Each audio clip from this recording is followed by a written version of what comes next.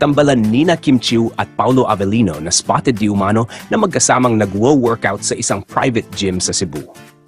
Ayon sa ilang sources na nakakita sa dalawa, simple lang daw ang ayos nina Kim at Paulo. Parehong naka-gym attire at focused sa kanilang routine.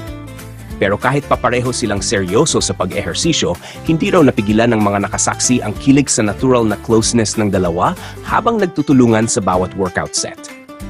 May nagsabing si Paulo pa raw ang nag-aabot ng weights kay Kim at nagsisilbing spotter sa ilang exercise, habang si Kim naman ay panayang ngiti at tila mas ganado kapag nasa tabi si Paulo. Ilan pa sa mga sources ang nagkuwento na bago pa man matapos ang session, sabay rin umalis ang dalawa sakay ng parehong sasakyan. Bagamat limitado lang ang mga larawan na lumabas mula sa encounter na ito, sapat na raw para sa mga fans ang bawat patikim na interaction ng dalawa para muling kiligin.